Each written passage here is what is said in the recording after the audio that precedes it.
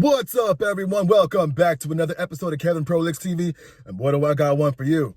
Now, this one, it seems like a little bit of a long one. So if you stick around with me, then that's cool. If not, it's cool too. But here we go. I think my 13-year relationship is over. All right, let's get right into it. This was a long one. All right. We are both 30. We met in high school. She posted, to be honest, on Facebook back when that was a thing to do. So, of course, I liked it because I always like to be honest when I post. She posted all on my wall and said, to be honest, you should text me, and gave me her number. We started talking, and about 2 months later on, Valentine's Day 2012, during senior year, we started dating. It was amazing. We spent damn near every second we could together. Picking her up from school, driving home, senior prom. I really regret not dancing that much. I've always been self-conscious about literally everything in my life, and I couldn't mentally stand having people see me and look like a dummy who doesn't know how to dance, but boy, do I wish I had one more dance with her now. Okay. Unfortunately, after time, I drifted away from my friends because of how much time her and I had spent together. I had only one other girlfriend before her. That wasn't a serious relationship, but there was just something about that amazing, smart, beautiful, sexy, caring, selfless, compassionate, affectionate, supportive, adventurous, thoughtful soul that I love so much. She is and always will be their best.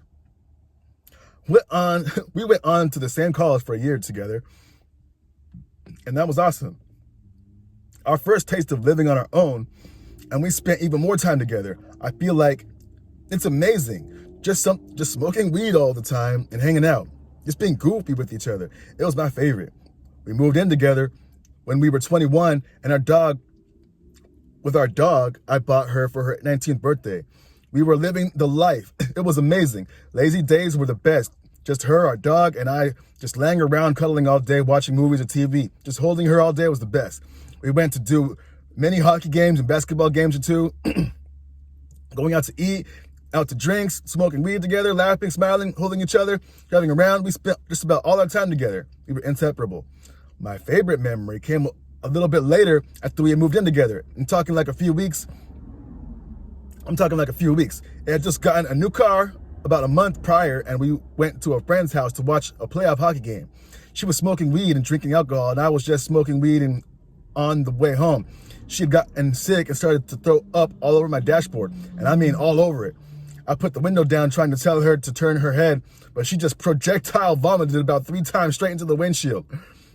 When we got back to her house, her mom was out of town, so I cleaned her up and put her to bed, and then proceeded to use every one of her mom's towels to clean up my car and my pitch black outside. Then I had to do the nastiest load of laundry ever. I was a little mad at the time, but at the end of the day, she got the spins. Oh well, it happens. There was one speed bump about 5 years into our relationship where I regretfully invaded her privacy and went through her phone and found out she had kissed another guy when she was out with her friends, but I loved her so much that I still didn't want to lose her, and I tried to put it behind me. Wrong. It was hard. I thought about it and all the time, but in the end, I still had her, and that's all that mattered to me. Bruh.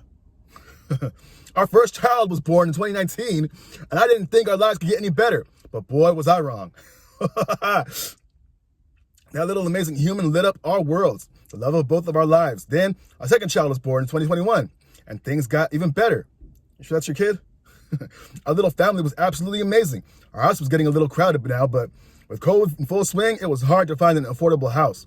Even though the price of our house had skyrocketed, things were still just so expensive, and we didn't really know what we wanted. But after about a year of looking, we decided to start getting picky and wanted some land. We wanted a few acres for our kids and dog to roam in and not feel crowded, just to have all the space to play they could want. Then again, shifted our focus to homesteading. Still having land, but wanting to live off the land as much as we could because we started to learn more about how terrible the food in America is and started to realize how terrible we felt because of the food we were eating. Okay. When we first had a kid, I had a full-time job at a local university on the grounds crew, and she was working part-time at a doctor's office. Our firstborn was still super young, so her only working 3 days wasn't that bad, but she got sick on that job and found an overnight position at the same university I was working at in a different department. her working overnight was a little tough at first, but we adjusted sort of. We only saw each other for a little bit before she went to sleep for a little, so I could wake her up at about 10 to get ready for a shift at 11. Our second child was born and nights were just too much.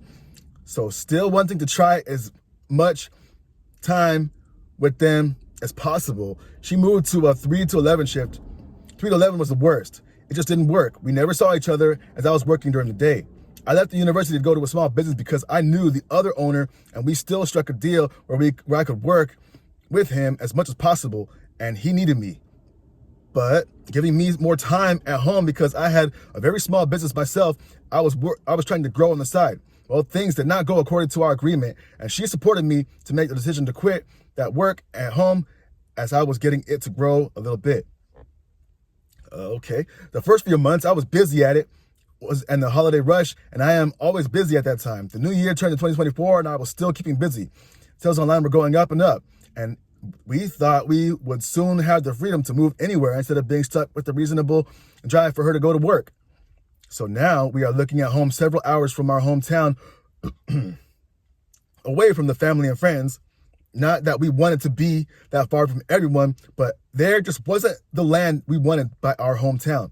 Now comes the summer, sales plummet, they're almost non-existent. This is where I failed because instead of getting out there and going to businesses to sell my services, I kept relying on the online sales. And though we still move where we wanted and rely on the equity in our home to buy a new house, then once we moved, I could go to business and sell my services and continue to grow my business at our new house because it was a new area and I didn't want to grow a clientele where we currently live because if we moved, then I would just have to start all over again getting clients once we moved. Oh boy. So I went into a dark place mentally. Then work I did have, I couldn't get done once she went to work at 3 because it was summertime now and our kids want to sit inside while dad works. They want to play with their dad and spend time with their dad. They just want their dad, not watching dad work. So working pretty much became non-existent, even though I did still have a little work to do. And only until people would continue to message me would I finally just have to get through it all. Stressing about the kids, trying to be around while I'm trying to work. Sound like you're a good dad. Okay, I love my kids so much, but I just needed to get work done to make money. I just tried to escape reality by endlessly scrolling Instagram. It took over my life. I just became addicted to it, and my screen time on Instagram was sky high. I just watched funny videos to make me smile and homesteading videos to try to live the life I wanted. Okay, so at this point, she is supporting our family fully, as I am not holding up my end of the bargain financially, as I'm barely paying my truck payment and business credit card. This is where things took a turn. She is starting to really hate work, and I'm not talking much about my feelings and my day and things about the kids because I felt as if she would think I was basically on vacation. Meanwhile, it was the total opposite. Anytime we did anything as a family, I was present, but not there mentally. I was only thinking about the work I wasn't getting done. I was constantly on edge. I was bitter. Things weren't working. I was grumpy. I was rude. I was angry. I was just becoming a brand new, terrible person. Okay. But all I wanted was for this to work because I wanted to provide for my family and give them the homestead we had literally been dreaming about for well over a year. Looking on Zillow more than any social media, researching homesteading ideas and how-tos, I just relied way too heavily on the money from the equity of our home to buy a new home rather than the money I needed to make now. Still, just the thought that we moved, things would get moving with the business. But instead, my life started falling apart. In September, I think we only had sex once. She would leave for work and give me the most half-assed kiss and stop saying I love you. Stop cuddling when we would go to bed. We would hang out for a little when she got home from work, but we just passed the bull back and forth to each other and only talked about the video we just saw on Instagram. We started getting very into a movement. RFK Jr. was removing the dyes from food and all other stuff and chemicals. With the election coming up, we wanted to have a talk with my diehard Democrat family as we wanted what was best for our kids and their future because the more we researched, the more we saw these giant companies just wanted to poison us with their food. Valid. Well, one day, about a week or so before the election, I had brought some of that up and got into a huge wrestling fight with my brother because he was yelling at me to shut up and to stop talking about politics. And regretfully, I snapped. It was just about all the built-up anger from my own life not going the way I wanted to, and I never talk about my feelings ever. So for once, I was talking about my feelings and not wanting to be heard just made me snap. I blacked out. I brushed my brother and grabbed him and just tried to take him to the ground. No punches thrown, but unfortunately, this was all in front of my kids. They saw an entirely different side of their dad, and at one point, I remember seeing the fear in their eyes. I immediately stopped what I was doing when I saw that. I immediately apologized for what I had done, but the damage was done. Okay, when my fiance got home from work, I told her about the incident, and she was not happy. That was the last straw for her. I went to bed and woke up to her sleeping on the couch as she didn't want to sleep with me. That was the last night I slept in our bed, as I have been sleeping in our separate bedroom ever since. That is what changed everything for me. I immediately knew I needed to change my lifestyle, my attitude, my temper, literally everything about myself. I started looking on Indeed for a job, like how I used to look for homes on Zillow. I was looking for anything that made more than her so she could quit her job and be home with the kids, as the kids missed her so much and talked about her constantly while she was at work. I eventually found a new job, and a good paying one at that, but too little too late. I knew something was up, as she was constantly on her phone, and I mean constantly, and never left her side. She was a person who would leave the phone all over the house and could never find it. So I knew there was something or someone. A few weeks later, my son spills the beans about them hanging out with a guy at home and then going to Barnes & Nobles. I questioned her, but she says he was just someone from work who was in the neighborhood. Why was he in the neighborhood? All of this time from the first night we stopped sleeping together, I did everything I could to work on our relationship, trying to spend more time together, to talk to her more about her day, buy her flowers, write her notes in the morning, and leave them on the table. I went to work, helped make dinner, helped clean up dinner, do the laundry, try to get her to go out on a date, and I just got told she was not in love with me and didn't want to be with me. She didn't love me anymore because she didn't even know who I was anymore. Okay, neither did I, hence me trying to change and recreate myself. She wanted someone to love and care for her the way I used to and should have continued to. Be with a man who will support her. All things that died during the summer and supporting her died the day I quit my job to work at home. Now, just recently again, I regretfully broke her trust and went through her phone again.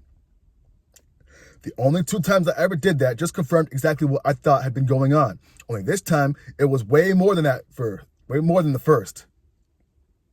I didn't see any text from the person in question except one, and it said, "I want you," with the devil emoji. I never opened it. I just saw that text in messages. Should have opened it, buddy. Her pictures, though, that I know she had been sending turned me on so much, though. She was using a dildo on herself, making herself squirt with the vibrator, just overall regular sexy nudes. One video did make me sad, where she was getting in the shower and said, "Hi, baby, I miss you." That made me sad because I hadn't heard that voice used in a long time. It was just how she used to say "hi, baby" to me. Questions. We'll get into that later. She had a Fansly account previously for a little stretch, and I loved it so much. Bruh, what the heck? I love the attention she got. What? It made me so hard. Bruh, C-U-C-K, okay. But I've just ran out of energy to try and keep this going. There's been nothing coming from her to try and make this work. I don't want to give up, but I feel as if I've given everything I had to give in these last 2 months. I started my new job at the beginning of December. She quit her job a few days later, so I appreciate the trust from her on her to support us. But I know during that time she was still with the person in question.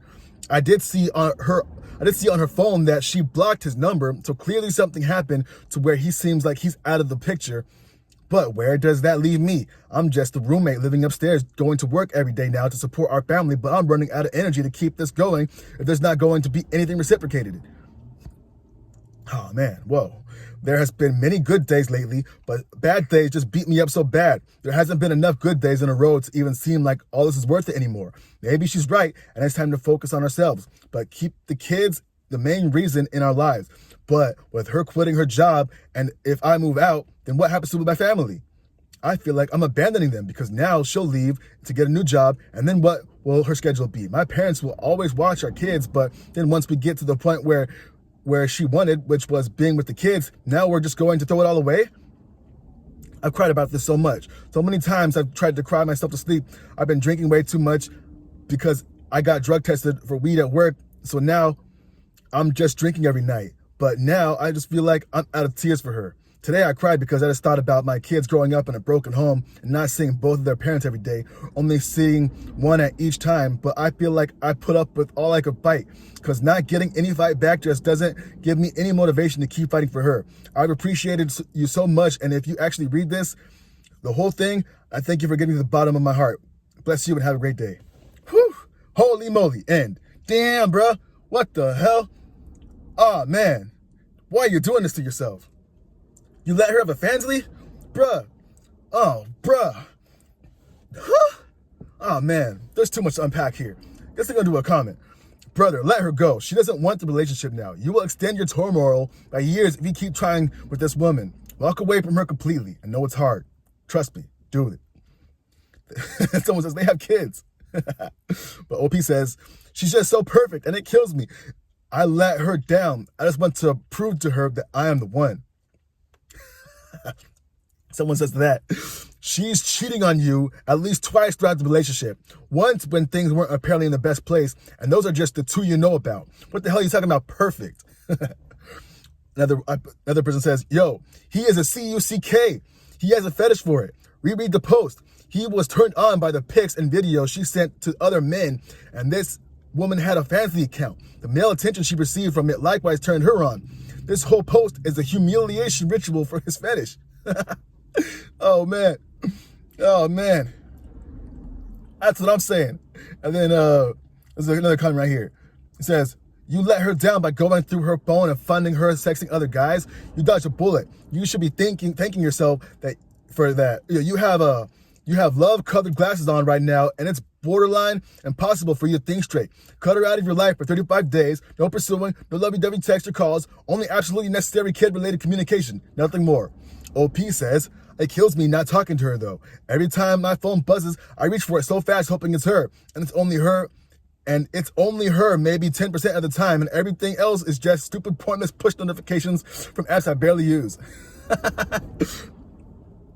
Someone says, start turning out the notifications from those apps or delete them. Focus on you and the children. Offer to include her, but don't force her. She has to try on her own. You cannot do this 100% the whole time. It burns you out. This might be where she is. She did 100% for however long, but she got burnt out. You can move past this, but it will take time for the both of you if you want. OP says, I think I have definitely been trying to force and push her to hang out and stuff, but it just kills me to not be with her. I told my 5-year-old that I'm sleeping in the spare bedroom because my back hurts since mommy and daddy's bed is so soft and comfy. And she asks me every day if my back feels better so that all 4 of us can cuddle, and it breaks my heart. Bruh. Man, this guy is something else. Oh, man. All right, one more comment. Man, stop drinking. Join the gym. Work on yourself. Love yourself. Be kind to yourself. Stop thinking about all the worries. Treat yourself good, and everything will fall in its place. Be kind to yourself. OP says, thank you. It's hard. And I was definitely heavily relying on weed in my life to be an escape. And now I've replaced it with drinking and twice as many cigarettes a day. Falling asleep at night has always been a hard struggle for me. So going to bed sober sucks. It's so hard for me to fall asleep. I know why I replaced the weed with Fireball, but Bud Light Platinums, but sometimes something to numb the pain just feels so right. And I think I'll stop right there. Bro, you are something else.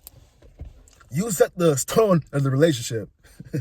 You accepted the things that you accepted, and you taught her how to treat you. End the relationship. Hey, yo, I don't know if there's any way that you can get the relationship back. She got all this attention from all these different men. You're cooked, bro. There's no way that she could just be happy with just your attention. No way.